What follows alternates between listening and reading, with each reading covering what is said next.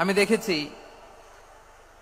আমার গত সপ্তাহের যশোরের আলোচনার একটা লাইনকে কেন্দ্র করে আমাদের অনেক রাজনীতিবিদ বন্ধুরা অনেক ক্ষুব্ধ প্রতিক্রিয়া দেখাচ্ছেন। ওই কথাকে নিজেদের গায়ে টেনে নিজেদের গায়ে মেখে ওনারা ক্ষুব্ধ হয়েছেন। প্রিয় ভাইয়েরা, আমি বলেছিলাম যে একদল খেয়ে গিয়েছে আরেক দল খাওয়ার জন্য রেডি হয়ে আছে। তো এখানে কি আমি কোন দলের নাম বলেছি? বাংলাদেশে 48টা প্রায় নিবন্ধিত রাজনৈতিক দল, কোন দলের নাম আমি বলিনি। কথাটাকে আমি জেনারেল রেখেছি। দায়ীদের বৈশিষ্ট্যই এটা, দায়ীরা জেনারেলি কথা বলে, যার যেই মেসেজ নেয়ার তারা সেখান থেকে নিয়ে নেয়।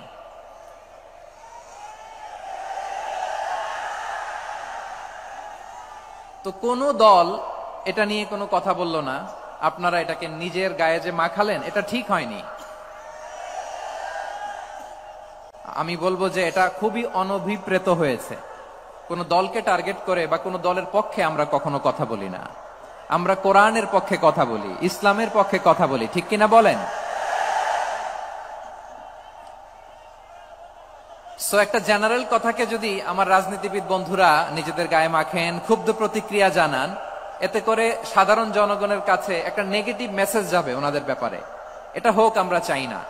এদেশের যত এই যে আমার ভাইয়েরা, এই যে আমি এই যে কথা বলতেছি, সাদা টুপি, ও আচ্ছা আচ্ছা, চলে যাবেন না? একটু জায়গা দিয়ে দেন ওনাকে। হয় কি, লক্ষ লক্ষ মানুষের ভিড়ে আপনি যদি উঠতে চান খুব কঠিন হয়ে যায়। যদি পারেন একটু বসেন, আর না পারলে ভাইকে একটু জায়গা দিয়ে দেন। আমার দিকে তাকান, এই সিলেট, এদিকে তাকাও, এদিকে এদিকে, ফাইন। তো আমার প্রিয় রাজনীতিবিদ বন্ধুদের আমি বলবো, কথাটা ছিল ভেরি জেনারেল, এটা নিজেদের গায়ে মাখানোর কোনো দরকার নাই। আমরা এই যে এক্সিস্টিং যে রাজনৈতিক চর্চা, এটা থেকে আমরা বেরিয়ে আসতে চাই। আমরা চাই না এদেশে চাঁদাবাজি, দখলবাজি থাক, ঠিক কিনা বলেন? এদেশে কোনো দুর্নীতি থাক, টেন্ডারবাজি থাক, এগুলো আমরা চাই। আই হেট পলিটিক্স একটা জেনারেশন আছে, এই বেশিরভাগ জেনজি অফ সিলেট, এরা আই হেট পলিটিক্স জেনারেশন। এরা পলিটিক্স কে পছন্দ করে না। তো কেন করে না, এর দায়ভার আমাদের আছে না নাই? আছে।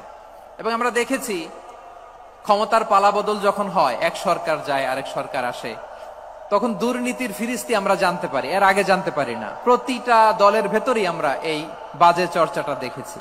সো এখন আমাদেরকে শুধরে নেয়ার সময় এসেছে। এটা এই সুন্দর সময়, নতুন প্রভাতের বাংলাদেশ, নতুন ভোরের বাংলাদেশ, এই সময় আমরা কাদা ছোড়াছুড়ি যেন না করি। আমাদের শপথ নেয়ার সময় এসেছে। প্রতিটি দল, নিবন্ধিত 48টি, সবগুলো দলের এখন শপথ নেওয়া উচিত যে আমরা কোনোদিন আর চাঁদাবাজি করব না, টেন্ডারবাজি করব না, দখলবাজি করব না। আমরা সবসময় দেশের পক্ষে থাকব, সবসময় দেশের পক্ষে থাকব। সেই কথাগুলো ছিল ভেরি জেনারেল। যে কথাগুলো আমরা জেনারেলি বলি, এগুলো জেনারেলি আপনারা নিবেন। আমার রাজনীতিবিদ বন্ধুদের কাছে এটাই আমার কামনা। আর এই জাতীয় বার্তা যখন আমরা দেই, তখন যদি আপনি বলেন যে পারলে রাজনীতিতে আসেন, পারলে দল করে দেখান, এটা হইল? আমি কি এরকম কোনো কথা বলেছি? না।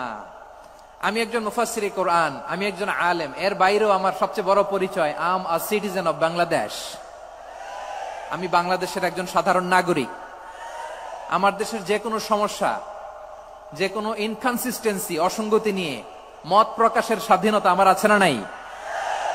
আপনারাই তো বাক স্বাধীনতার কথা বলেন, ফ্রিডম অফ স্পিচের কথা বলেন, বাক স্বাধীনতার কথা বলেন।